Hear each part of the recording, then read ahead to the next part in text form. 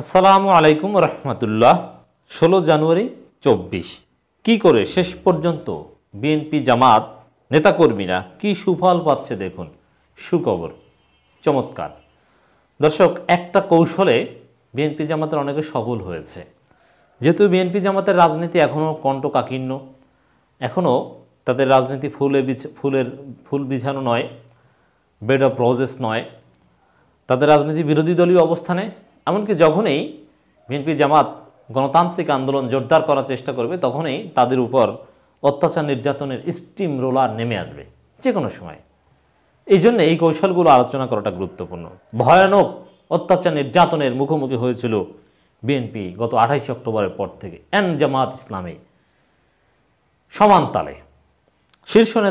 জামাতের শীর্ষ নেতাদের গ্রেপ্তার করা হয়নি, অনেকে বলছে। তাদেরকে তো গ্রেপ্তার আগেই করা হয়েছে, আর কি হবে? জামাতের প্রথম সারি সব নেতারাই তো কারাগারে। যাই হোক,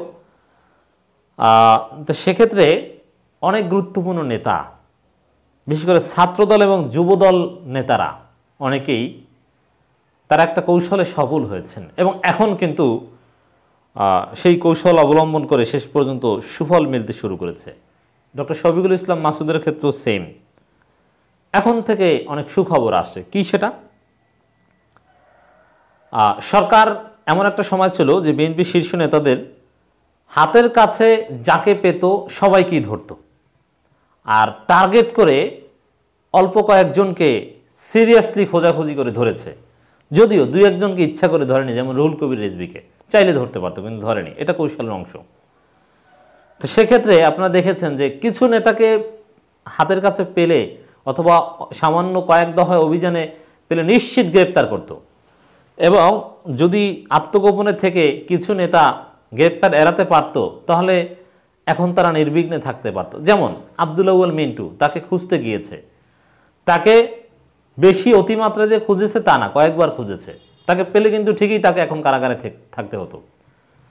আমির খসরু মাহমুদ চৌধুরীকে খুঁজেছে, পেয়েছে, গ্রেপ্তার করেছে। আমির খসরু মাহমুদ চৌধুরী যদি গ্রেপ্তার এড়াতে পারতেন কৌশলে, এবং এই কয়েক মাস যেমন গয়েশ্বরচন্দ্র রায়, এখন পর্যন্ত আমরা তাকে দেখছি না, এর মানে সিস্টেম এড়াতে পেরেছেন, এবং এখন নতুনভাবে গ্রেপ্তার হওয়ার সম্ভাবনাও নাই তার, এখন আগাম জামিন পাবেন ইত্যাদি ইত্যাদি। যুবদল সভাপতি সুলতান সালাউদ্দিন টুকু, তিনি পালিয়ে থেকে গ্রেপ্তার এড়াতে না পারে নিশ্চিত তাকে ধরতেন, কোনো সন্দেহ নেই। ছাত্রদল সেক্রেটারি সাইফ মাহমুদ জুয়েল নিশ্চিত তাকে ধরতেন। ইঞ্জিনিয়ার ইশরাক চেষ্টা করেছেন অনেক, নিশ্চিত তাকে ধরত। এবং জামাতের শফিকুল ইসলাম মাসুদ সাজাপ্রাপ্ত, নিশ্চিত ধরত, কিন্তু আত্মগোপনে সিস্টেমে চলেছেন। যদিও তাদের ধরার জন্য সরকার একেবারে মরিয়া হলে ধরতে পারত, কিন্তু যতটুকু চেষ্টা করেছে ততটুকু চেষ্টায় হাতের কাছে পেলে ঠিকই ধরত, কিন্তু তারা আত্মগোপনে থেকেছে। এইভাবে সারা দেশে লক্ষ লক্ষ বিএনপি জামাত নেতাকর্মী গত 28 অক্টোবরের পর থেকে নির্বাচন পর্যন্ত আত্মগোপনে থেকেছে। এরপর এখন কিন্তু তারা ঠিকই ওপেন হচ্ছে, এখন তারা বাসা বাড়িতে ঘুমাচ্ছে, পুলিশ আর এখন তাদেরকে খুঁজতে যাচ্ছে না। এর মানে কি কাজ হয়েছে? আত্মগোপনে থেকে গ্রেপ্তার এড়াতে পেরেছেন।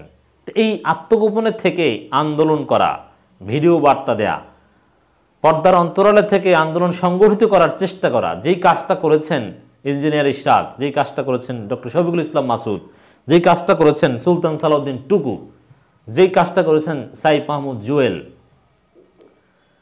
তারপরে কিন্তু ঠিকই আন্দোলনও মোটামুটি তাদের কন্ট্রিবিউশন ছিল। মাঠে তারা ওরকম না থাকতে পারলো, আবার মাঝে মাঝে মাঠেও ছিলেন, আবার গ্রেপ্তারও এড়াতে পেরেছেন, আর এখন মোটামুটি একটা নিরাপদ জোনে এসেছেন, যে এখন হয়তো ওই আগের মতো খুঁজে তাদেরকে ধরা হবে না, আস্তে আস্তে আরও স্বাভাবিক হয়ে যাবে, এবং এখন থেকে তারা জামিন পাওয়া শুরু করবেন, তারপর তো একেবারেই ওপেন চলাফেরা করার সুযোগ পাবেন। সেরকমই আমরা দেখতে পাচ্ছি দর্শক, বিএনপি নেতা আব্দুল আউয়াল মিন্টুর হাইকোর্টে জামিন, প্রধান বিচারপতির বাসায় হামলা, বাইরে বাস ভাঙচুর ও পুলিশের উপর চড়াও হওয়ার ঘটনায় BNP vice chairman Abdul Awal মিন্টুর বিরুদ্ধে করা 2 মামলায় জামিন মঞ্জুর করে আদেশ দিয়েছেন হাইকোর্ট। আগামী 14 মার্চ পর্যন্ত তার জামিন মঞ্জুর করে এই সময়ের পর আত্মসমর্পণের নির্দেশ দিয়েছে আদালত। এর মানে তিনি জামিন পেয়েছেন আর কি। এভাবে আস্তে আস্তে সমস্ত নেতারা বিভিন্নভাবে জামিন পাবেন, কেউ অল্প সময়ের মধ্যে পাবেন, কারো আরেকটু সময় লাগবে। এটা একটা চমৎকার সিদ্ধান্ত।